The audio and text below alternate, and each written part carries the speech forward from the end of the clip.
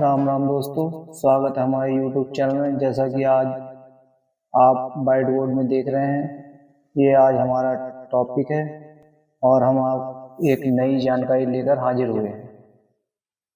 ठीक है दोस्तों,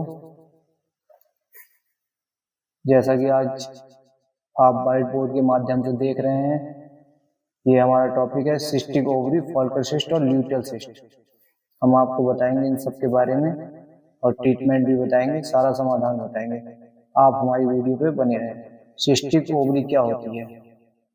जैसा कि गाय भैंस की हीट साइकिल 20-21 दिन की होती है और पशु जब 1-2 दिन तक हीट में आता है, उस समय उसकी ओवरी और फॉलिकल होता है जो कि रप्चर होता है और एग निकलता है और बाहर से स्पर्म डाला जाता है।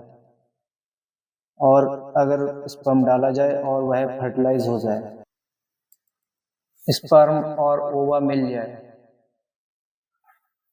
तो प्रेगनेंसी मेंटेन हो जाती है। कुछ ऐसी वजह बन जाए कि फॉलिकल तैयार हो और रप्चर ना हो पा रहा हो, एग और ओवम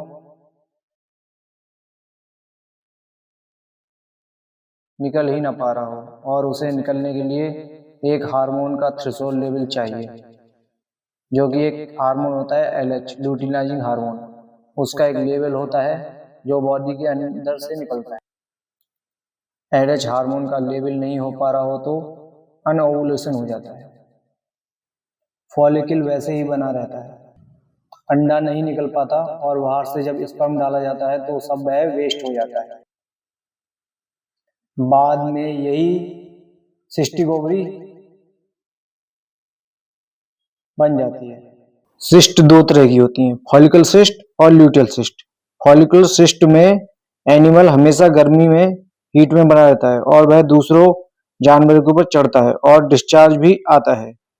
इसमें जानवर कभी भी 2, 4, 6, 8, 10, 12 कभी भी हीट में आ जाता है। सेवरल कंडीशन में उसके बहुत गहरे लक्षण हो जाते हैं। तेज दिखाई देने पे बाद में हमेशा यह रैम्प एंगल के पास पूंछ उठी हुई दिखाई देती है। सिस्ट बनने में कोई स्पष्ट कारण तो नहीं कह सकते, लेकिन ज्यादातर ब्याने के बाद यूट्राइन इन्फेक्शन हो जाता है।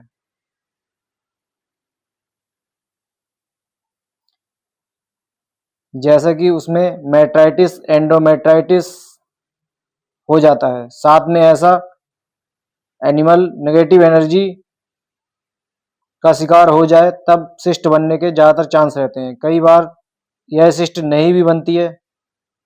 ल्यूटियल सिस्ट, ल्यूटियल सिस्ट में हमें 2 ml PGF2 अल्फा यानी कि प्रेग्मा और क्लोपिस्टेनॉल लगाकर इसका समाधान कर सकते हैं। ल्यूटियल सिस्ट में तो पशु हीट में ही नहीं आता है, यह ल्यूटियल सिस्ट की पहचान होती है। फॉलिकल सिस्ट ठीक करने के लिए सबसे पहले हमें GnRH यानी कि ल्यूटिनाइजिंग हार्मोन देना पड़ेगा। GnRH मतलब गोनेडोट्रोपिन रिलीजिंग हार्मोन। इसे सबसे पहले मार्केट में रिसेप्टल या फिर गैंडिश के नाम से जाना जाता है।